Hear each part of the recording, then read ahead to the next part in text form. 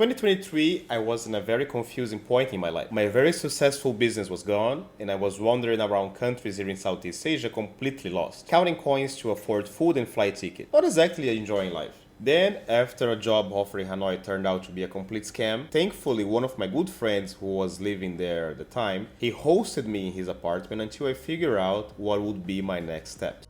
I decided to jump in and live with the Hmong family in the mountains of Vietnam. Not only they did offer me food and accommodation in exchange for work, but also they taught me things that were priceless. I found this Hmong family on a website called Workaway. I used Workaway before in 2016 when I volunteered across South America, in Bolivia, Paraguay, and in Argentina. I saw this Hmong family. They wanted someone to help them with the digital marketing and how to attract more customers. And then since I I was broke as hell and I needed a place to stay and I need to eat, I think, well, why not? Maybe try. I can send her a message and then she accepted. And I said, wow, I have a place to stay. She will have some help, with maybe can help her with some this graphic design or social media management. I can create some accounts. I can do something to help her grow her business, and I have food and accommodation. So a little history on the Hmong people. They are one of the Vietnam's 54 ethnic groups, and they live in the northern mountains around Sapa, Hà Giang, and Lai Chau. Their roots trace back to southern China, but over centuries they migrated south into Laos, Thailand, and Vietnam, where many still live in small farming villages. Most Hmong families grow rice, corn, or vegetables on steep terraces, which is very impressive to look at. The Hmong are known for their handmade outfits, indigo-dyed fabrics, and silver jewelry. Each pattern and color has meaning, often connected to family or region. Many Hmong families now welcome travelers through homestays. And normally the homestay is their own house, where they warmly welcome visitors and give them a glimpse into their daily routines and traditions. They don't really offer you just the accommodation, they offer you a whole experience. When you book this tour package with the Hmong in Sapa, you have the trekking, which takes from 2 to 3 hours in the mountains, and you get to know the village experience, how the people live, how is their food, because you have a stop for lunch. You get to know how they make their own clothes, and they farm, they grow the crops, and so on. And you know a little bit about the Hmong history as well. And after the trekking is done, you head back to the accommodation, to where you're gonna stay. The Hmong, the mother, yes, usually is a woman, that she's the guide. She will show you to the room where you're staying, and also she will cook amazing food again. she will cook amazing food for you. It's gonna be really nice, really beautiful, with the view for the rice terraces, which is out of this world. It's really amazing to be there. I was in the winter, and it was really nice to do the trekking in winter because you don't really sweat a lot under the hot sun. And it's really pleasant. It's not like winter like Russia, where it's like snowing or windy all the time. The average weather is around 10 degrees Celsius or 15, which is really pleasant. And the overall environment is really peaceful and quiet because it's like up in the mountains, and the houses are very far from each other. I said goodbye to my friend where I was staying, and I didn't spend all my $50 left, but I spent 20 out of it to pay the bus ticket to Sapa. And I was so happy to be away and far away from Hanoi. I was so happy to be far away from Hanoi because this is not like a very nice city to me, because of pollution and how it's really chaotic. So I was really relieved. I arrived around 8 p.m. if not mistaken, and there were no buses to the Hmong village because here's the thing. Sapa is cute, beautiful town, but it's very touristic and very, not generic, but very okay. The real experience over there is the tours with the mountain people, like the Hmong and also the Zai. I called my host, she is known as Mama Tom Tom, and she guided me to take Grab to her home. When I got dropped off, there she was. She was there to meet me with her only daughter. We greeted each other with a wave, and she took me to her home up the hill, which seemed like an impossible mission because it was so steep that not even the cars could go up. When we finally made it to her home, it was a really humble and cozy wooden house. It was so simple, but it felt incredibly sturdy and comfortable. Every morning I would have everything prepared for me already. My coffee and my breakfast. I didn't want to bother Mama Tom Tom and Papa with their tasks, so I would just finish eating and grab my hot coffee and look at the rice terraces from above. And they were so wonderful. I mean, they were really breathtaking. I remember that I was even when some of the other foreigners they came, yes, from the tours and or just booking accommodation. We just talking about this, like, oh man, I can look at this. I can have this view like every day, and I will never get tired.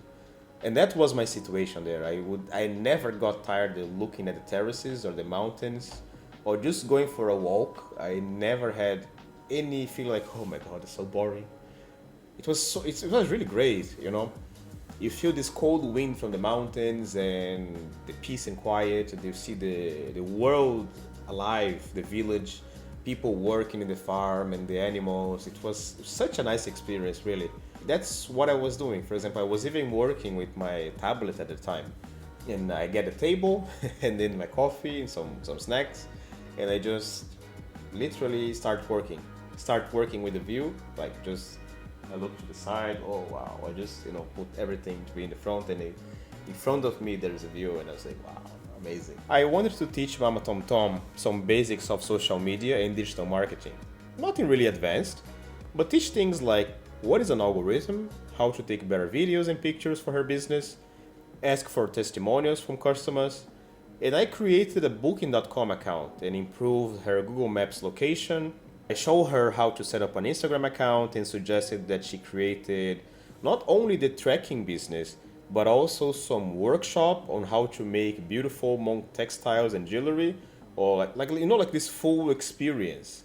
So the customers they could have the basic, which is only the tracking, or they can have the full package. That's when I started to change, or when I started to maybe transform a bit. Because like Mama Tom Tom, she's a mother of three. And her husband, Papa, he helps her a lot. He takes care of the house actually because she's doing the business. She's going out to the trekking and all. And he farms as well. And it's not like easy job, okay? Like you stay sitting in a cafe, drinking your espresso latte, whatever. No, it's like farm work. It's hard. It's not supposed to be easy. And she was Mama Tom Tom. She was walking every day because she had business every day. She had the customers every day, with 2-3 hours walking, at least 2-3 hours walking, and then she comes home and she cooks, and then she entertains the guests, and then she takes care of her family, and then she has time for her husband as well, like conversation, and she has time for me, and then she handle tasks for me what I have to do. And wow, this is impressive, man. Where is this? And she's very short. I mean, I think she's like 158 or something. Like, how is tiny woman has so much energy? And she's so happy, and her skin is so amazing. I mean, she lives in a very humble way, but she still has. It looks like she has everything, right? And I was there. I mean, like, wow, man, I'm really stressing my ass out with money, with everything, and maybe I'm a failure, or maybe I have all these things in my mind going on. But I felt really with this, with this vibe, with this. Yes, it is, huh? Yeah. The fabric is really good.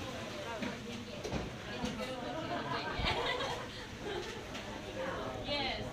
And now is not very much. This not finished.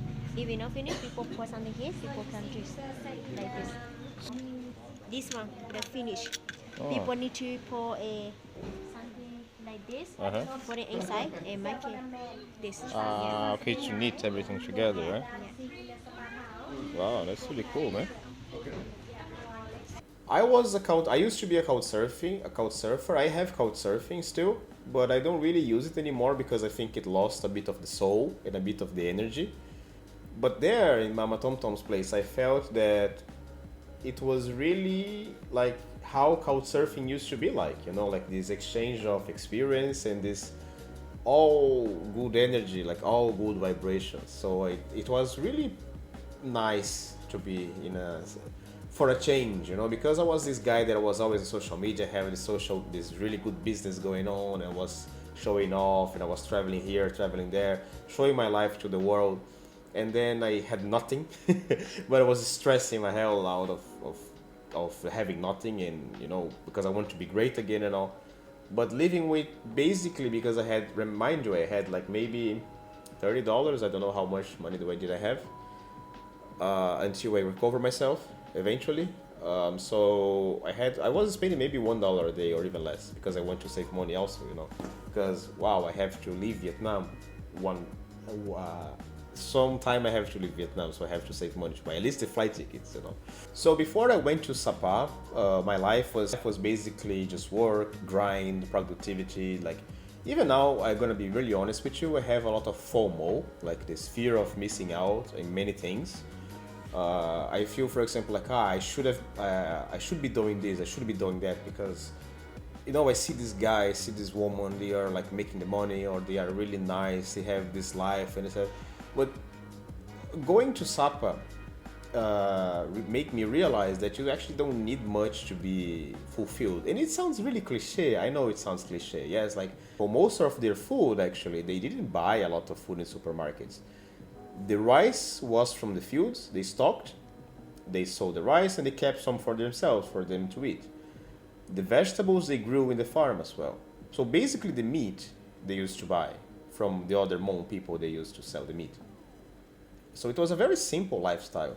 So it was a really pleasant experience. I mean, it humbled me down a lot. So instead of looking for happiness being with validation on social media, on my Instagram, because I was showing off that I was traveling, this was part of my business also, because I have to look successful so people, you know, can book things with me or can contact me.